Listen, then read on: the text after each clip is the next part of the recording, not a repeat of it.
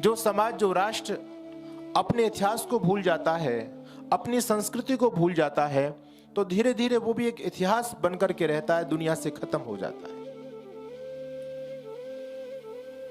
कभी याद करो अपने इतिहास को। हमारी संस्कृति कितनी ज्यादा विस्तृत थी। अमेरिका, यूरोप, जितने भी देश हैं वहां पर कभी वैदिक संस्कृति फैली हुई थी। और भी बहुत सारे देश, ऐसा धरती पर कभी कोई देश नहीं होता था जहां पर हमारी वैदिक संस्कृति नहीं हुआ करती थी। लेकिन आज आप चिंतन करके देखें कि हमारी स्थिति क्या हो गई। दिन प्रतिदिन हम लोग खत्म होते चले जा रहे हैं, संस्कृति खत्म होती चली जा रही है, और हम दूसरे लोगों को आरोपित करते हैं, दूसरे लोगों पर दोष देते हैं। मुसलमान बढ़ गए, ईसाई लोग बढ़ गए, क्रिश्चियन बढ़ रहे हैं, अन्य मतावली लोग बढ़ रहे हैं। अरे उनके बढ़ने से तुमको क्या दिक्कत हो गई? कमी तो अपने लोगों में थी। अगर हम अपनी संस्कृति को, अपने धर्म को, अपने सिद्धांतों को जिए तो वो लोग हमारा क्या बिगाड़ सकते हैं? आज क्या है जी? बोलो, अरे बोल दो। नया साल, इसलिए थोड़े से संकोच कर रहे हैं कि स्वामी जी ने सुबह संकेत कर दिया। अच्छा बताओ, ये जो नया साल है ये अपने वाला है या विदेशी लोगों का है? लेकिन विदेशी इसको मनाएं तो बात समझ में आती है कुछ, लेकिन जब अपने लोग मनाते हैं तो बड़ा दुख होता है, बड़ी पीड़ा होती है। इन्हीं छोटी छोटी चीजों से आपकी संस्कृति नष्ट हो रही है। हमारी जो संस्कृति है वो बड़ी वैज्ञानिक संस्कृति है, बड़ी आधारभूत संस्कृति है। लेकिन हैरानी की बात यह है कि हम लोग अपनी परंपराओं को छोड़ करके, अपनी संस्कृति को छोड़ करके, अपने धर्म को छोड़ करके दूसरे ऐसी संस्कृतियों को अपना रहे हैं जिनमें कोई दम नहीं, जिसमें कोई तथ्य नहीं, जिसका कोई लॉजिक नहीं है। हमारी मान्यताएं दुनिया की वो सबसे श्रेष्ठतम मान्यताएं हैं, लेकिन हैरानी की बात, अपनी मान्यताओं को छोड़ करके दूसरों की ऐसी मान्यताओं को अपना रहे हैं कि जिसमें कुछ तथ्य भी नहीं है। अरे नकल करो तो नकल भी अच्छी चीज की करनी चाहिए, बुरी चीज की क्या नकल करनी? हम आज पागल हो रहे हैं, और आज ही नहीं, आज से 5 दिन पहले, 6 दिन पहले से सिलसिला चला हुआ है। 25 तारीख, और याद रखिए हमारे देश के इतिहास में ये दिसंबर का जो महीना है और इसका जो अंतिम सप्ताह है ये बहुत ही महत्वपूर्ण है।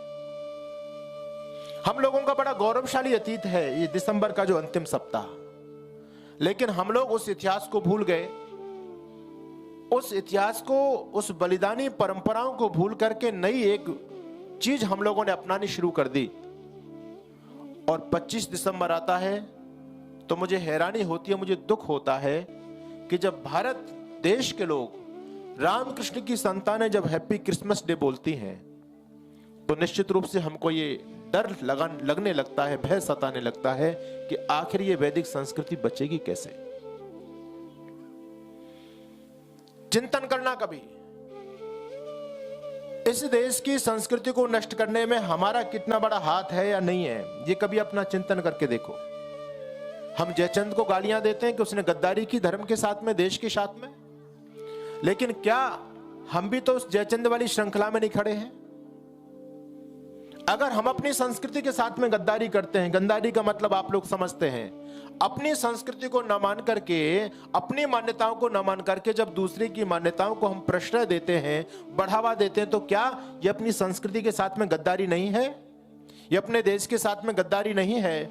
और यदि हम अपनी संस्कृति के साथ में गद्दारी करते हैं तो फिर हम में और जयचंद में अंतर क्या होता है? अंतर इतना है कि उसने अपने स्तर की गद्दारी की, वो बड़ा आदमी था, उसने बड़ी गद्दारी की। हमारा स्तर छोटा है, हम देश और संस्कृति के साथ में छोटे स्तर की गद्दारी करते हैं, और कहलाएंगे तो दोनों की दोनों गद्दारी कहलाएंगे। इसलिए मेरा आप लोगों से निवेदन है कि अपनी संस्कृति को अपनाओ, अपने धर्म को अपनाओ। आज ऐसी मूर्खता समाज में चल गई। आज नया साल मना रहे हैं लोग। मेरे पास में सुबह एक व्यक्ति ने तो 12:15 बजे फोन कर दिया, रात को ही 11 बजे आए थे यहाँ पर, जैसे तैसे थके आ रहे, सो गए, लेकिन एक व्यक्ति ने वो इंतजार करता रहा 12 बजे का, और 12 जैसी बजे एकदम फोन बजा, मैंने उठाया। मैंने समझा कि भैया कोई गड़बड़ हो गई किसी के साथ में। रात को कौन फोन करेगा? मुझे तो ध्यान ही नहीं था क्योंकि हमारा तो ये नव वर्ष है ही नहीं, तो ध्यान क्या रखना है इसका। वो कहता है गुरुजी हैप्पी न्यू ईयर। मैंने कहा भले आदमी, इसमें मुझे ये बता नया है क्या। तू जिसके लिए परेशान है रहा है कि गुरुजी नए साल की शुभकामनाएं, ये जो नए साल की शुभकामनाएं दे रहा है इसमें कुछ नया है क्या। अरे बुद्धि पर जोर दे करके देखो। ऐसी मूर्खतापूर्ण परंपराएं। हमारी जो नया साल आता है चैत्र शुक्ल प्रतिपदा के दिन, वो नया साल केवल हमारा नहीं है, वो नया साल प्राकृतिक है। उस नया साल में सब कुछ नया होता है। और आज आप वर्तमान समय में जो नया साल मना रहे हैं, इसमें नया कुछ है ही नहीं, कुछ भी नया नहीं है। हमारे यहां कवि हुए रामधारी सिंह दिनकर, उन्होंने बहुत अच्छी 2-4-6 लाइनें लिखी। वो कहते हैं ये नववर्ष हमें स्वीकार नहीं है, अपना ये त्योहार नहीं है, अपनी ये कोई रीत नहीं और अपना ये व्यवहार नहीं। क्यों नहीं है? तो आप कल्पना कीजिए अपने मन और मस्तिष्क में।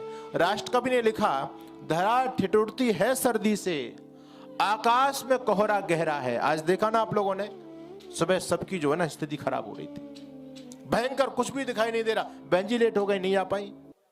अब इसमें नया क्या है? हर व्यक्ति परेशान, आदमी परेशान, पशु पक्षी परेशान, सब कुछ परेशान है। और उसमें ये मूर्ख पागल हो रहे हैं, यानी कुछ जानना नहीं, कुछ सोचना नहीं, कुछ समझना नहीं। आपको जानकारी होनी चाहिए। पहले ये जो क्रिश्चियन लोगों की जो नया साल हम लोग मनाते हैं, पहले दुनिया अपने वाला नया साल मनाती थी, लेकिन जैसे जैसे सांप्रदायिकतावाद बढ़ा है वैसे वैसे लोग कट्टर होते चले गए। और जो नया साल ये लोग मना रहे हैं ना, जिनका हम अनुकरण कर रहे हैं, इन लोगों के पास तो कुछ था ही नहीं। आपको जानकारी हो, यदि आपने इतिहास पढ़ा हो, तो पहले साल में कितने महीने होते हैं जी? हम लोग 12 महीने मानते हैं, लेकिन ये कितने मानते थे? इनके यहां साल में 10 महीने होते थे। इनके यहां साल में केवल 310 दिन होते थे, वैसे साल में 365 दिन होते हैं। इनके पास में कोई विज्ञान नहीं, कोई बुद्धि की बात नहीं है। तो पहले ही इन लोगों के पास में 10 महीने होते थे। और ये जो कल का दिन गया, कल एक महीना खत्म हुआ, क्या बोलते हो आप लोग इसको? दिसंबर। दिसंबर में साल कहां खत्म हो गया? साल तो 12 महीने का होता है। दिसंबर तो दशम से बना है, दशम से दिसंबर, नवम से नवंबर। दिसंबर 10वां महीना है, नवंबर 9वां महीना है, 12वां महीना कहां से आ गया? इनके पास में केवल 10 महीने होते थे पहले। लेकिन रोम के अंदर एक नुमा पोपिलस नाम का एक राजा हुआ। उसने सोचा कि हम तो बहुत पिछड़े हुए हैं, ये आर्य लोग बहुत आगे हैं, इनके यहाँ तो 12 महीने होते हैं साल में, और इनको सारे जो भूगोल है, जो अपना ग्रह नक्षत्र, इनकी गति है, सूर्य की गति, सब कुछ इनको पता है। इनका अनुकरण हम लोगों को क्यों नहीं करना चाहिए? उस व्यक्ति ने सबसे पहले, ईस्वी से लगभग 47 साल पहले, उस व्यक्ति ने 10 महीने के आधार, 10 महीने की परंपरा को हटा करके 12 महीने साल में जुड़वाए। 12 महीने ये लोग मानने लग गए। इन्होंने प्रारंभ के 2 महीने जोड़े, जनवरी और फरवरी के 2 महीने इन लोगों ने नए जोड़े। बाकी मार्च से इन लोगों के पूरे 10 महीने होते हैं दिसंबर तक। अब हुआ क्या? परंपरा तो वही चलती रही, 12 महीने इनके हो तो गए, अपना अनुकरण इन लोगों ने किया। लेकिन दुनिया नया साल हमारे आधार पर ही मानती थी, क्योंकि वो अपना जो नया साल आता है उसमें सब कुछ नया होता है, उसमें प्रकृति भी नई हो जाती है, उसमें हमारे जीवन में भी नयापन आता है। और तो और आप छोटे छोटे बच्चों को देखते हैं तो बच्चों की भी उस समय परीक्षा हो जाती है और बच्चे भी नई कक्षा में पहुंच जाते हैं, तो उनका भी नया साल होता है। आप देखते हैं सरकार का बजट प्रारंभ होता है, बजट सत्र। सरकार भी दिसंबर में नहीं करती उस काम को, दुनिया के लोग उसी को मानते हैं। व्यवहारिक रूप से वही एक सटीक बात बैठती है, लेकिन हम ऐसे पागल हो रहे हैं कि हम लोगों ने उनकी परंपरा को अपना लिया। एक रोम के अंदर एक बहुत बड़े पोप हुए, जिनका नाम था पोप ग्रेगरी। उस व्यक्ति ने ग्रेगोरियन कैलेंडर के नाम से अपना एक नई परंपरा प्रारंभ की। 1582 से पहले दुनिया का कोई भी व्यक्ति नया साल 1 जनवरी नहीं मनाता था। 1582 से पहले आपका ही नया साल मनाया जाता था, जो अप्रैल में आता है। वो व्यक्ति बड़ा मतांध था, ईसाई था, और उस व्यक्ति के मन में एक विचार आया कि क्यों ना हम अपनी ईसाईयत को बढ़ावा दें, हम आर्य लोगों का नया साल क्यों मनाएं, अपना नया साल क्यों नहीं मना लें। तो आप लोगों को जानकारी होनी चाहिए, जो 25 दिसंबर है, 25 दिसंबर के दिन ईसा मसीह का जन्म हुआ, जिसको आप क्रिसमस डे बोलते हैं। और 8 दिन बाद इनके यहाँ, 7 दिन बाद इनके यहाँ खतना होता है, इनकी परंपरा है मुसलमान लोगों में और क्रिश्चियन लोगों में। 7 दिन बाद ईसा मसीह का खतना हुआ, 1 जनवरी को उसका खतना हुआ। तो उस पोप ने सोचा कि 1 जनवरी से हम साल की शुरुआत करते हैं। उस पोप का षड्यंत्र, उसने ऐसा षड्यंत्र खेला, सारे के सारे लोग उस षड्यंत्र में फंस गए, किसी ने मन और मस्तिष्क से विचार नहीं किया, और आज पूरी दुनिया 1 जनवरी को नया साल मनाने लग गई। हमको चिंतन ये करना है कि एक पोप ने अपनी संस्कृति को कितना ज्यादा बढ़ावा देकर के दुनिया में अपनी संस्कृति उस व्यक्ति ने पूजित करा दी, दुनिया को उस संस्कृति का पाठ पढ़ा दिया। आज दुनिया 1 जनवरी को नया साल मनाने लग गई। लेकिन हमको चिंतन ये करना है, हमारे धर्मगुरु क्या करते हैं। एक पोप जो क्रिश्चियन परंपरा का धर्मगुरु है, उसने अपना नया साल दुनिया में मनवा दिया। दूसरी तरफ हमारे धर्मगुरु ऐसे बुद्धू हैं, ऐसे मूर्ख हैं, उनमें यह अकल ही नहीं है कि अपनी संस्कृति को कैसे बचाया जाता है। हमारे धर्मगुरु भी जब 25 दिसंबर आता है तो बहुत सारे धर्मगुरुओं की बात मैं नहीं करता, बहुत सारे ऐसे मूर्ख व्यक्ति हैं जो 25 दिसंबर के दिन लाल टोपी पहन लेते हैं। उनको लाल टोपी पहनने में कोई दिक्कत महसूस नहीं होती। और बड़े बड़े लोग कहे जाते हैं, हिंदू समाज के बड़े आधार जो माने जाते हैं, उन लोगों को भी लाल टोपी पहनने में जरा सी भी दिक्कत नहीं होती है, और वो क्रिसमस डे की बधाई भी देने लग जाते हैं। यानी कमी अपने लोगों में है। जब हमारे धर्मगुरु हमारी संस्कृति को छोड़ेंगे तो आपकी संस्कृति बचेगी कैसे। इसलिए मेरा आप लोगों से निवेदन यह है कि हम लोगों को अपनी संस्कृति अपनानी है। और हमारी संस्कृति तो ऐसी गौरवशाली संस्कृति है, ऐसी संस्कृति जो पूरी तरह से विज्ञान के आधार पर स्थापित है। रामधारी सिंह दिनकर ने कहा, सोचिएगा आप, इसमें नयापन क्या है। धरा ठिठुरती है सर्दी से, आकाश में कोहरा गहरा है, बाग बाजारों की सरहद पर सर्द हवा का पहरा है, सूना है प्रकृति का आंगन। अच्छा, कुछ नया है। अब देखेंगे आप लोग धीरे धीरे सारे पत्ते, बहुत से पेड़ों के पत्ते तो गल करके सूख करके गिर गए नीचे, कुछ भी नहीं है, प्रकृति में उमंग है ही नहीं बिल्कुल। सूना है प्रकृति का आंगन, सूना है प्रकृति का आंगन, कुछ रंग नहीं उमंग नहीं, कोई रंग उमंग नहीं है, और हर कोई घर में दुबका है, 9 वर्ष का ये कोई ढंग नहीं। क्या नयापन है, सबकी हालत खराब हो रही है सर्दी से। कुछ मास अभी इंतजार करो, निज मन में तनिक विचार करो। अरे नया साल कुछ नया हो तो सही, कुछ नयापन तो दिखाई दे, तभी तो मनाओगे नया साल। नए साल पर नया कुछ हो तो सही, क्यों नकल में सारी अकल बही। हम लोगों की सारी बुद्धि नकल करने में चली जा रही है। और हमारी स्थिति कैसी हो गई, कहते हैं मुल्ला नसरुद्दीन और खट्टर काका दोनों मित्र थे। मुल्ला नसरुद्दीन ने गाड़ी खरीद ली, खट्टर काका ने कहा, मुल्ला तू पागल हो गया है, तूने गाड़ी क्यों खरीद ली। बोले चलने के लिए खरीदी है गाड़ी, और किस लिए खरीदते। बोले चलने के लिए तो खरीदी है, पर तू चला पाएगा क्या इसको। मुल्ला कहने लगा, काका चिंता की बात नहीं है, मैं तो नहीं चला पाऊंगा, ड्राइवर रख लूंगा। बोले ड्राइवर रख लेगा। कहता ड्राइवरों के भरोसे गाड़ी नहीं चलती। बोले क्या दिक्कत। वो कहता है ड्राइवर इतने चालाक होते हैं, इतने चालाक होते हैं कि पता नहीं गाड़ी का कौन सा पुर्जा कब बदल दें, ये तुझे क्या पता चलेगा, तुझे चूना लगा देंगे ये। इसलिए बहुत सावधान रहने की जरूरत है। अब मुल्ला नसरुद्दीन ने ड्राइवर तो कर लिया, लेकिन वो चौकन्ना रहता था, ड्राइवर को अकेले में गाड़ी नहीं देता था, खुद गाड़ी में साथ चलता था ड्राइवर के, क्योंकि उसको डर था। उसके मित्र ने उसको बता दिया था, ये ड्राइवर बहुत चालाक होते हैं, पता नहीं कब कौन सी चीज बदल दें, बदल देते हैं। अब क्या हुआ, गाड़ी चल रही थी, दोनों बैठ के जा रहे थे। जैसे ही गाड़ी आगे बढ़ी, एकदम गाड़ी में आवाज हुई, किर जैसी आवाज हुई। और जैसे ही आवाज हुई तो मुल्ला ने ड्राइवर से पूछा, रे मुल्ला, ड्राइवर से पूछा कर ड्राइवर कैसी आवाज आई है। ड्राइवर ने कहा कि मुल्ला जी मैंने गियर बदला है। और जैसे ही उसने सुना कि गियर बदला, उसने एक तमाचा खींच करके मारा। उसने कहा उल्लू के पट्टे, तू मेरे सामने बदल रहा है।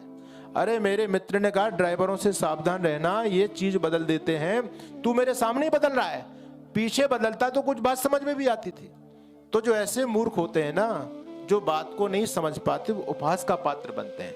आज हम भी दुनिया में उपहास के पात्र इसलिए बनते हैं क्योंकि हम चीजों की नकल तो करते हैं लेकिन सोचते नहीं है। अच्छी चीज की नकल करनी चाहिए, कोई दिक्कत वाली बात नहीं।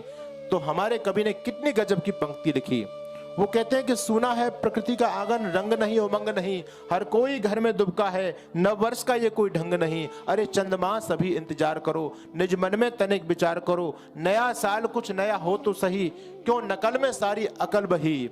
उल्लास मंद है जनमन का, आइए अभी बाहर नहीं, ये नव वर्ष हमें स्वीकार नहीं है, अपना ये त्योहार नहीं। और आगे क्या कहा उन्होंने, अपनी प्रकृति को, अपनी संस्कृति को शब्दों में बांध करके रख दिया। और उन्होंने लिखा, चंद्रमा सभी इंतजार करो, निज मन में तनिक विचार करो। जैसे जैसे आपका ये समय बढ़ेगा तो कौन सी ऋतु आने वाली है, बसंत ऋतु आएगी। ये धुंध को आसा छटने दो, रातों का राज्य सिमटने दो। अभी जो कोहरा पड़ रहा है ना, ये सब खत्म हो जाएगा। धुंध को आसा छटने दो, रातों का राज्य सिमटने दो, प्रकृति का रूप निखरने दो और फागुन का रंग बिखरने दो। प्रकृति दुल्हन का रूप धार जब स्नेह सुधा बरसाएगी, प्रकृति दुल्हन का रूप धार जब स्नेह सुधा बरसाएगी, शस्य श्यामला धरती माँ घर घर खुशहाली लाएगी। तब चैत्र शुक्ल की प्रथम तिथि नववर्ष मनाया जाएगा और आर्यवर्त की भूमि पे गौरव गान सुनाया जाएगा।